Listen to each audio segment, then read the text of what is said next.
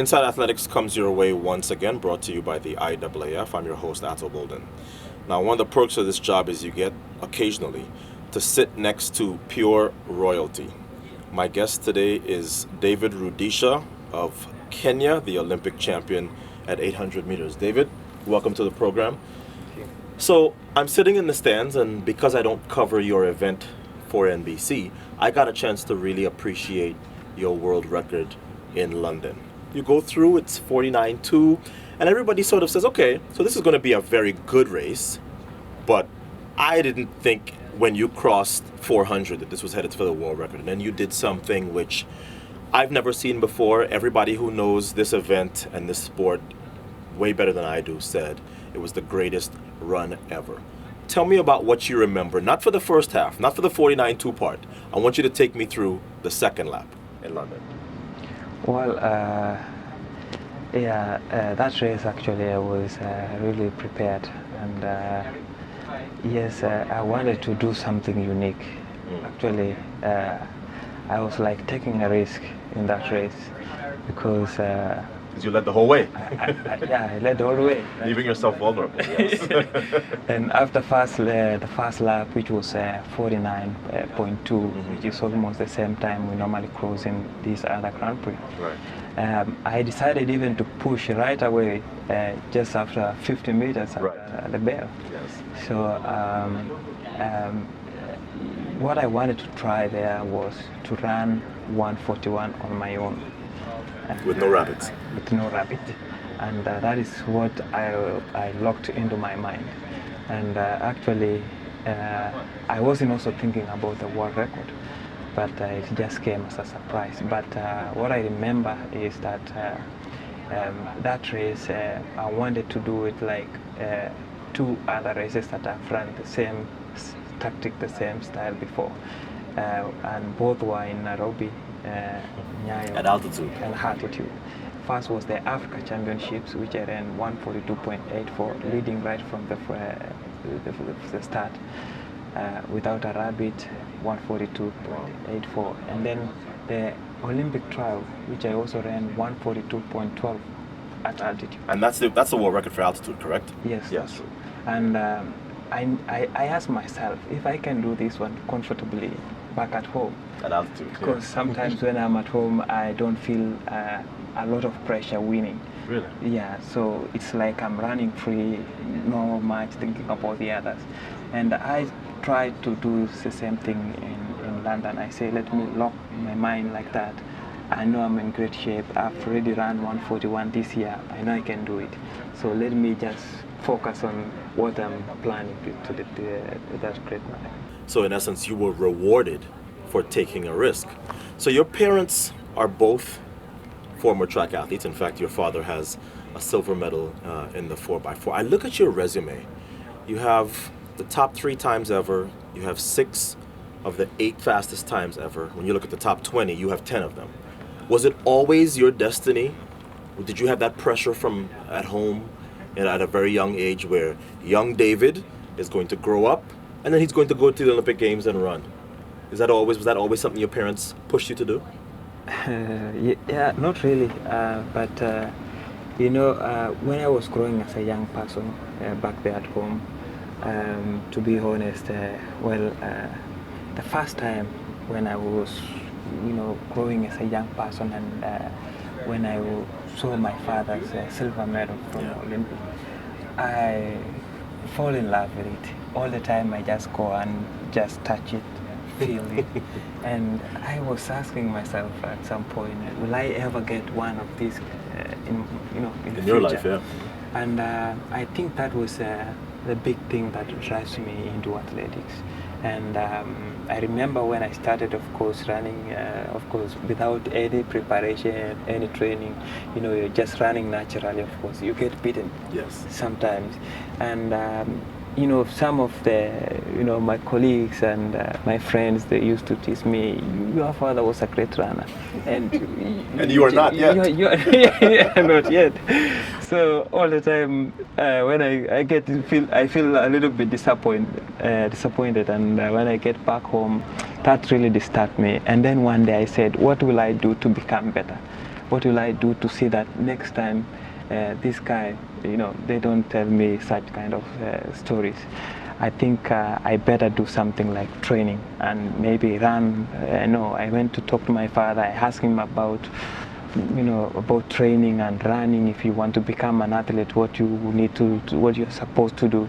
And I think from there is when I took a very big step in my career. And I remember the following year in the primary school, I was the champion in our district. And since then, I was been, building up and improving all the time. So if I understand you correctly, it was almost more pressure for you having two former track athlete parents and certainly having a silver medalist father. So it didn't help you, it almost hurt you, because in the beginning, when your results weren't the very best, it was almost like, hey, you're not even as good as your father. Because I know your motivation, you told us going into London, hey, I want to be able to go tell my father, I'm better than you. You have silver, I have gold. So your motivation was, one, gold medal, and then two, getting the world record second. But it was really about the gold medal, wasn't it? Yeah, sure.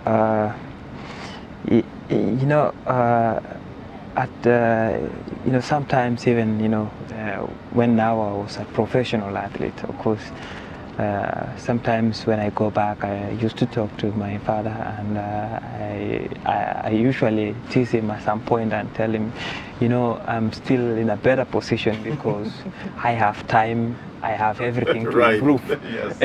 Whereas we know he's not winning any more medals. Yes. You're not running anymore, mm-hmm. And I think you won a silver in the Olympics, but I want to work hard and see that I can beat your record, because of course all the time back at home he's the champion, he's the Olympic silver medalist, so there's no one better in the family than him. And I used to tell him I want to improve and maybe even get a better medal than what you got in Olympics. And he always challenged me, but he told me, you haven't broke my 400 meters time, which was around 45. It was 45. It was 45-1. So that is what I'm still looking for, and he's still telling me you haven't broke that. But he's a very happy man, and I like him. And whenever we are together, we are like, we understand each other so well, because we are the athletes in the house. Yeah. So after 2012, you were injured in 2013, missed the World Championships. And then you came back this year. We saw you at the Prefontaine Classic, and everybody obviously very excited about your return. You didn't run to your very best. You ran, I believe, 144. And yet, after the race, you were happy because you said, hey, I came back from all this time off, and I ran 144. So tell me how, now, you're running again this weekend. Tell me what your preparation has been like coming back from this injury, and how you're, what sort of shape you've been in this year. Well, first let me say that it has been a tough year last year for me. Yeah, with the injury. With the injury and going through all that time, without any training. Yeah. And of course, I also had keyhole surgery on my right knee, and that also took me time to recover. Of course, yes. And I'll say we have been doing our best to see that at least we are back on track. And we didn't really have enough time to do our preparation as usual. Right. Normally we usually start our preparation early in December, building up to January, and then February go to Australia, a few races, and then come back, build now for the main season. But this time around, I think it was tough, because January, February, I was still doing my rehabilitation up to March. So my training, I started around March, and it was more like rehabilitation sort of training. And let me say, I just have like maybe April, right, a month of doing a bit of pushing here and there, and racing in May. So I think, of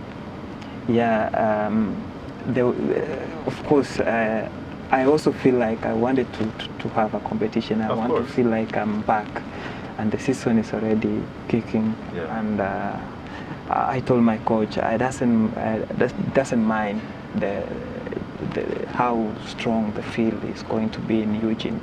Let me just go there and let See where you me are. see where I am, Yeah. and just to be in, in competition. I've been out of competition for all that time, Yeah. almost a year and so. And let me just be in, and then when I'm in, I'll know what to do. Right. And I didn't go there exactly, to compete or to win. I was going there to win for myself. Right. And I think to start with 144 for me was already a satisfactory. And I told my coach, this is the best way to start. 144, building up into the season, 143, and maybe down to 142 as the season progresses. And as usual, as our program back in Kenya, we have that like that attitude of improving every time. Even when we are doing our intervals, when we usually start a bit easier, and then when we go down, we reduce and we do more faster. And whenever the training seems like it is going the other way around, we are we are doing a bit slower, then we have to stop. And that makes me sometimes feel like as I go into the season, I have to improve all the time. And I think this is going to be my second race here in New York, and I'm looking forward for another good race, and I hope I'll improve from where I started. You're the only man to have run under 141 with that amazing 140.91. And as I said at the top, most people feel it's not only the best 800-meter run ever, it's one of the greatest runs in the history of this sport. So then that creates sort of two schools of thought.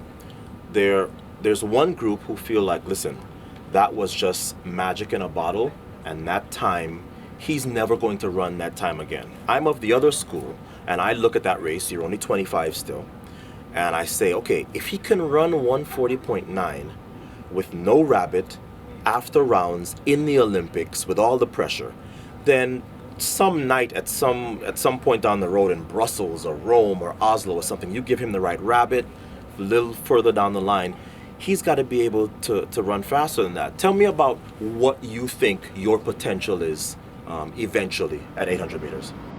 Well, me too, I don't say that is the end. And I am still training. And all the time when I'm out there, I'm looking forward to improve.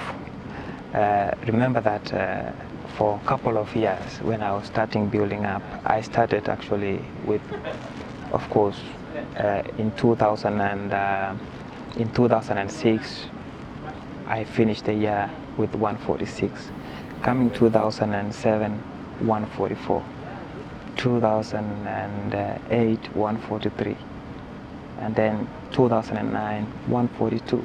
2010, 141. So if you try to see that progression, I have been improving. Absolutely. And although sometimes when it gets down to 142, 141, 140, then the pressure becomes even more to improve. But I don't think that is the end. With good health and good training and having that mentality, I'm looking forward to see that I can improve that time. Because, of course, remember 2012 I was saying 140.5 is possible. Wow. But David, I agree with you. I think you can and will go faster. Thank you for being on the program. And I can tell you, as long as I live, I will never forget your run in London. All the best to you. Thank you very much.